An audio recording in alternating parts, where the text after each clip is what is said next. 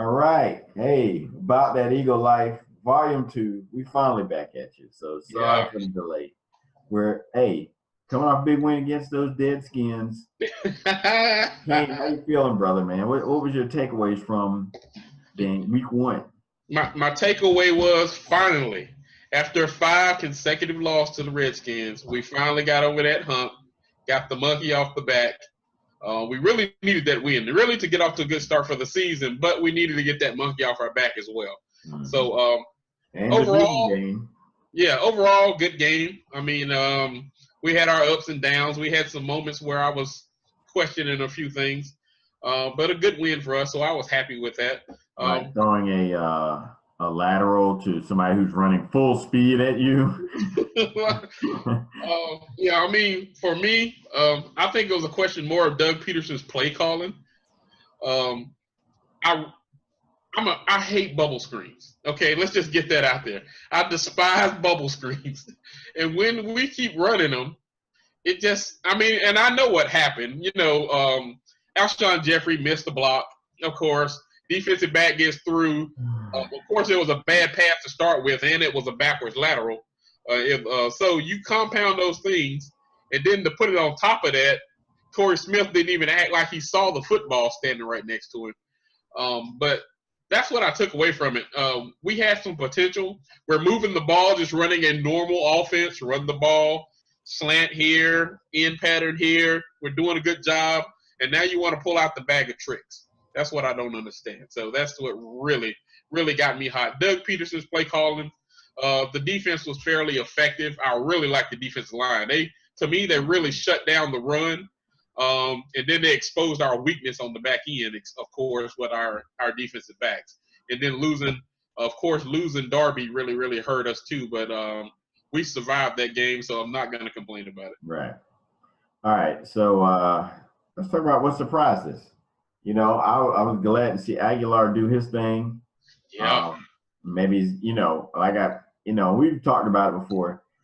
Physically, he's got the talent, thought problems between his ears. All the talk through camp was that he was having a strong camp. So it's good to see that translate into week 1.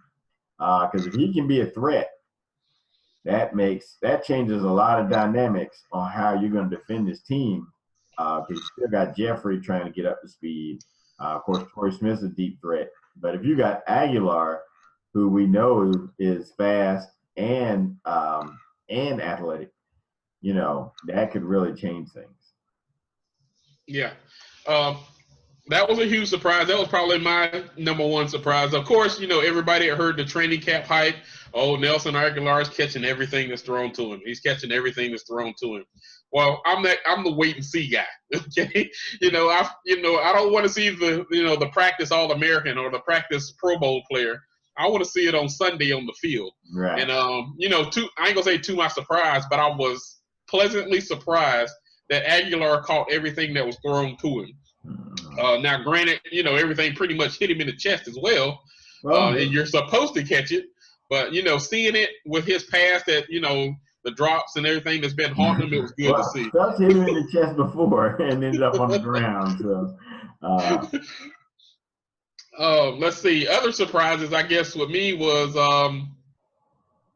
the defensive line and the front seven stopping the run. I ain't gonna say it was a total surprise. I expected it. Especially with picking up Tim Jernigan at tackle, right? And then adding the rookie on the end, Barnett. Oh, yeah. Our starting linebackers are good. The backups scare me to death. Okay, I'm scared to death of the backup linebackers. I don't know any of those guys, and they're all suspect. But the defensive line was a pleasant surprise. The effectiveness against the run, and also pass rushing. They were pretty good pass rushing as well. So good surprise there. So let's go on week 2. Of course, we go to Kansas City. We're going to Kansas City, right? Yeah, we're going to KC. Our old friend, Andy Reid, and the Chiefs. Yeah. And they, of course, week 1, destroyed the Patriots to open the season. They've had more time to prepare for this game. And they're at home. So, of course, the Eagles missed a day in travel. And like I said, Chiefs had 3 extra days to prepare. So, I'm a little concerned about, about this game. A little concerned about Jason Peters' health. I know he's supposed to play, but he's up there in age. And last game he went out for a little bit. It's almost. I mean, I know he's technically not week to week, but to me, at this age, he's week to week. That's kind of how I look at it. But he's such a critical part of the team, which is why they keep re-signing, right? Yeah, I mean, I read a tweet online on Twitter that Jason Peters is pretty much going to determine this game for us.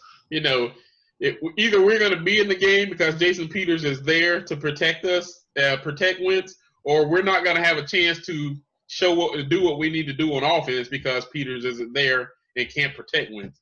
Because man, when they put Big V in, man, it looked like a turnstile over there, boy. Them boys were coming off the edge, and this is the Redskins, okay? So now. Anybody who missed Kansas City or doesn't know Kansas City's personnel, that front seven is vicious. Them boys can pass rush. They can shut down the run. Their first home game is going to be super loud because it's already one of the loudest places. Yeah, Kansas City's loud. Right. So the offensive line is going to have a hard time hearing the snap count, all that kind of stuff. Plus what I'm really worried about is our corners against their wides.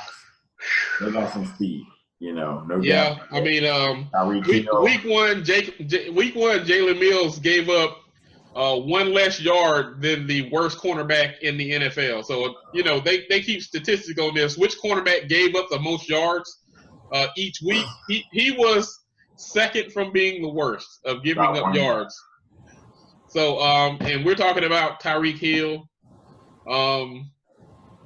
It's not good for us if we get behind and they get that balance on the offense. So to me, the key to this game is shutting down the run. We got to make them one-dimensional and turn Alex Smith back into Mr. Checkdown.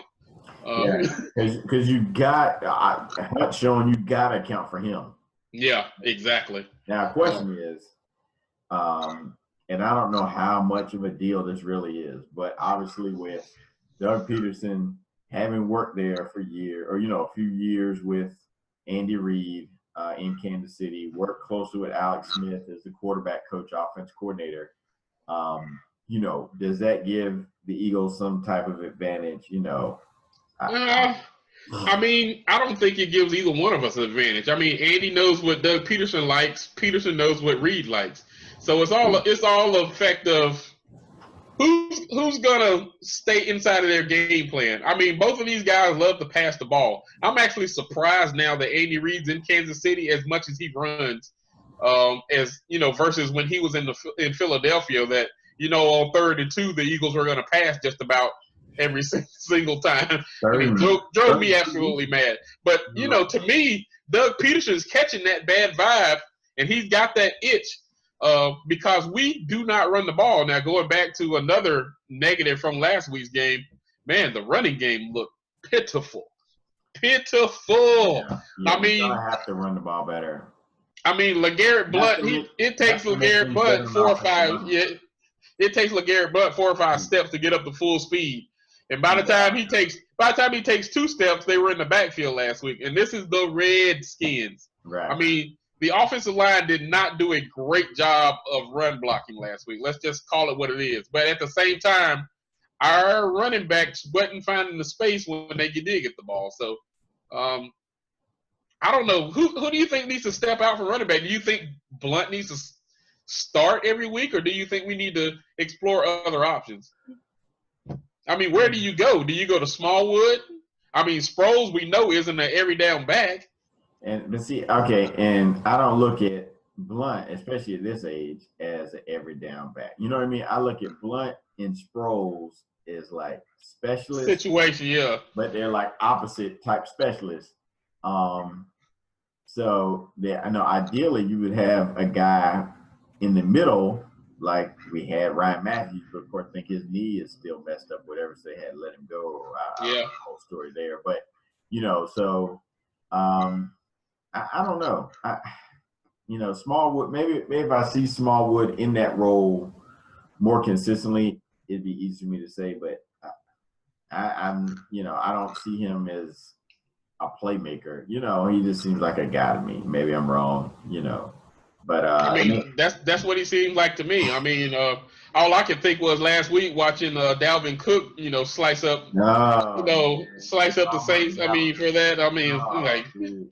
I was man, calling for Dalvin Cook since like December, and then I thought, okay, we didn't get him in the first round, and then when he was still out there in the second round, somehow I was like, okay, this is crazy. We've got to get this dude, and we were like, didn't happen. Yeah, I was kind of disappointed in that, man. yeah, So, it's all good. So we will definitely be running back shopping next year in the draft. So expect that to happen. Yeah, which but we're probably gonna have to go wide receiver hunting too, unless Alshon steps up and outdoes this 1-year deal, and then we re-sign him to a long-term deal. Sure. But we could be back in the boat where we need some skill position players next year again. Yeah, well, I wouldn't mind seeing Barkley from Penn State wearing green next season. That would be nice. Yeah, we're gonna have to take a few games to get him probably. So yeah, we'll see what happens. Running backs.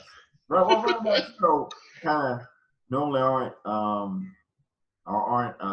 do I say it? Normally they aren't a high draft pick. I know Fournette was, but for the most part, normally running backs tend to get depressed in the draft. Yeah, I've seen some early projections on them though. He's a top 10 pick from what I'm seeing. So I don't doubt talent wise, but I think when you start looking at what you really need, I think people think, oh, we can get a running back in the third, fourth round. But, yeah, you can, but I want him.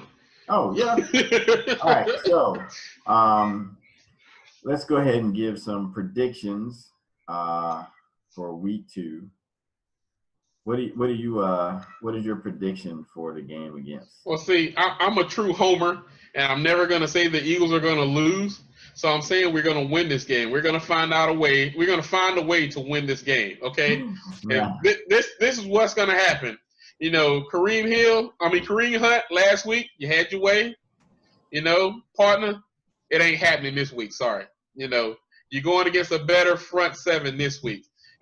Also, my man, big shout outs to my man Michael Kendricks, who showed up last week, who showed up in preseason, doing a good job out there at the strong linebacker. I really appreciate that work out there. Passes and jump off.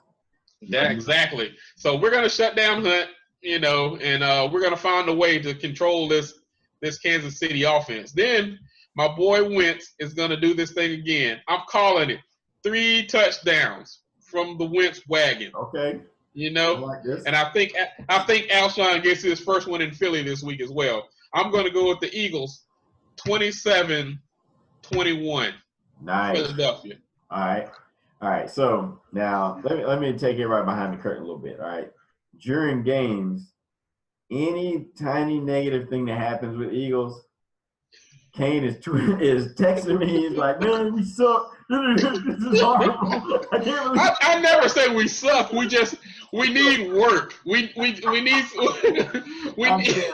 All I'm saying is in the. We just need a little polishing. Right. That's all. It's not work. It's polishing. Over the edge, like it's so funny. In the moment it's not funny because something bad's happening to the Eagles, but looking back, but I'm like you. I think our pass rush. I think our pass rush will be what wins the game for us. I think they're going to be, those 2 or 3 deflections and turnovers, strip sacks, that kind of thing to get us the ball, to set up some short touchdowns, something like that. I think that's going to be the difference for us to win the game. So that's what I'm looking at. I think the running game will be better. Can't get any worse. Right. I think it'll be better because I'm sure there's probably been a lot of focus on it. And, they know they've got to keep people off Wentz. And the easiest way to do that is to have some sort of effective running game. So I'm going to go with the Eagles. Score. I'm going to say 24-21. So I'm right there with you. We're right there together. But anyway, we do appreciate everybody tuning in. Hey, make sure you hit that subscribe button, hit that like button, leave some comments, leave some questions. If you want to come on and talk Eagles or come on and talk about Eagle opponent, hey, boom. It happens. Do it big. I'll get fired up, take my hat off. We just get crazy, have some fun. So, hey, make sure you keep tuning in about that Eagle life. It's all about those birds. That's what we're gonna talk about every week. That's what we do. Fly Eagles fly. So We'll see. We'll see you next week after this video. So Chiefs fans, and there ain't a lot of y'all out there except for the ones that actually stay in Kansas City. Enjoy. Take it personally. We still gonna be friends after this. And Andy Reid, don't wear that all red, man, because you look like a big picture of Kool-Aid out there. So that's just a little fashion advice. Maybe Elsa picked up on that. So but I did. His nickname is Big Red. So I mean, don't take it so literally though. I mean, every time I see him, I think, damn. Every time I see him, I see that Kool-Aid breaking through the wall when I was a kid. I was gonna say he looked like the Kool-Aid man. But anyway, we're gonna. That's all right, Andy. Peace.